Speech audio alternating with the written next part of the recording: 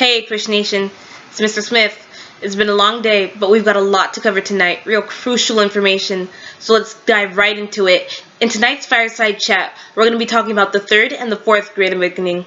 I know, there's more, but before we get to that, let's do a quick recap on the first and the second Great Awakening. The first Great Awakening occurred during colonial America. I want to bring back the saying that we had before. What happens in Europe affects the colonies. The First Great Awakening was a reaction towards Enlightenment ideas. It started in places like England, Ireland, and Scotland and moved up to the New England colonies in the late 1730s. It focused on spiritual rebirth and revival, strengthening religious beliefs and making it available to the mass, especially slaves. Key figures of this awakening were George Whitefield, Samuel Davies, and Jonathan Edwards. Okay, Push Nation, on to the Second Great Awakening. The Second Great Awakening happened in our favorite time period, the good old era of good healing. Not only did it deal with revival movements, but also dealt with a lot of social reform. During this time, movements like temperance, women's suffrage, and anti-slavery abolitionist movements began to appear. This awakening occurred in relation to the westward expansion.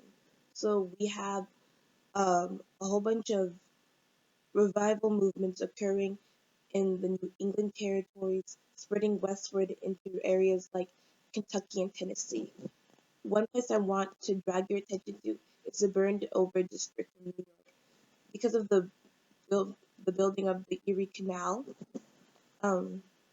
this was the place that heavily experienced more of the revival movements. It was in this place that revival religious movements such as the Latter-day Saints and the United Society. So the Third Great Awakening was a religious movement from 1880 to 1900, and it emphasized strong social activism, revival in religious movements, formation of new institutions, and Transcendentalism. The main thing that I want you to take away from this APUSH Nation is that the past shapes the future.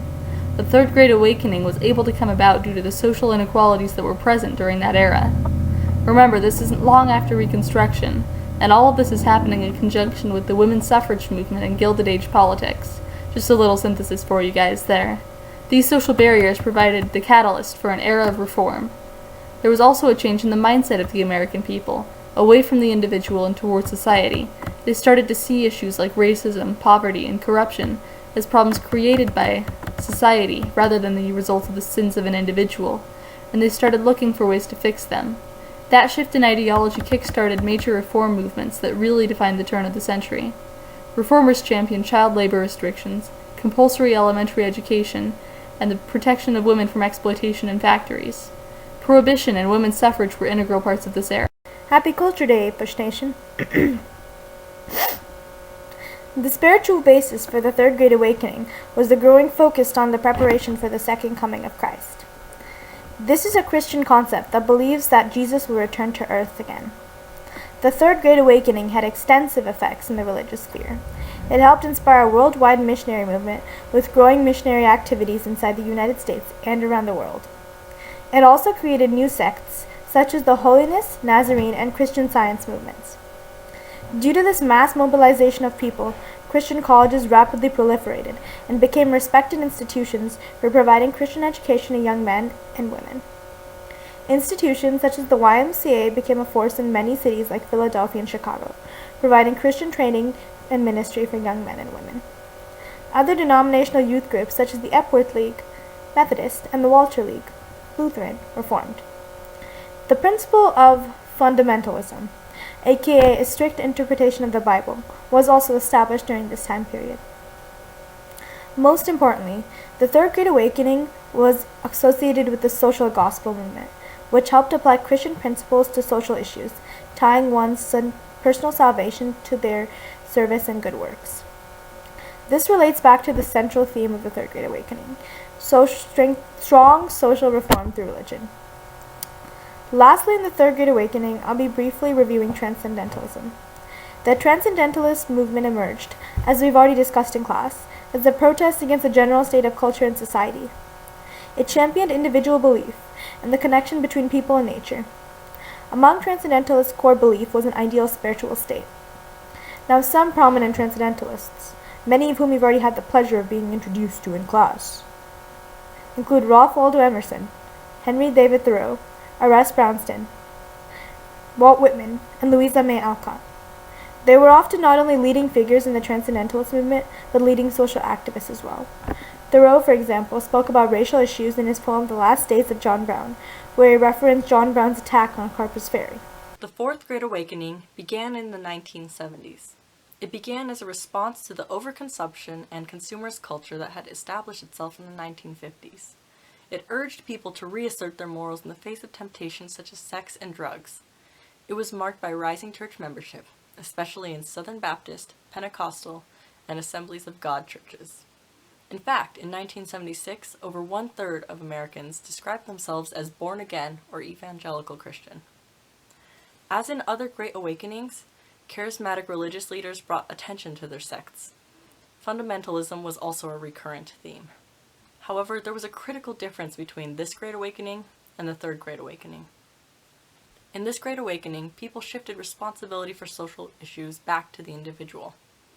You'll remember APUSHnation, that in the Third Great Awakening, people had begun to see things like poverty and corruption as failures of society. This changes in the late 1900s, and individuals begin to take back that responsibility. During this era, evangelical religion had a much greater influence on society and politics. Protestant social activists spoke out against racism and against the Vietnam War. Note, APUSHnation, that this theme of social activism through religion has carried over from the Third Great Awakening. The Fourth Great Awakening was chiefly characterized by an evangelical resurgence, whose key doctrines were personal salvation, that is, the concept of being born again, a literal interpretation of the Bible, and emphasis on the resurrection of Christ as the central message of Christianity. Evangelical colleges, seminaries, and Bible schools sprouted up during this era. Another growing trend in the 1970s and 1980s was televangelism. Built through advertising and small donations, these evangelical broadcasts brought religion into the homes of Americans. Shows like Praise the Lord Club, Old Time Gospel Hour, and 700 Club ushered in a new era of Christian broadcasting. So to recap, when you think of the Third Great Awakening, think social activism, new sects and worldwide missionary movements, prohibition and transcendentalism. When you think of the Fourth Great Awakening, think of evangelism, growth in church membership, and televangelism. It's been a while since the College Board has put up a DBQ or short answer about the Great Awakening, so mark my words, APUSHnation, this is going to be the year, I can feel it. I would recommend checking out pages 944 to 952 in your textbook, has some really insightful information about this. Or if you're really fascinated about the topic, I would highly recommend a classic, The Fourth Great Awakening and the Future of Egalitarianism by Robert Vogel. It's a great book to read if you want to spice up your evening with some of the Fourth Great Awakening. I have it on my shelf, so just ask and I'll be willing to loan it to you. That's all for now. We've only got a few weeks left at the AP, so let's buckle down. And remember, APUSHnation, pays to be a winner.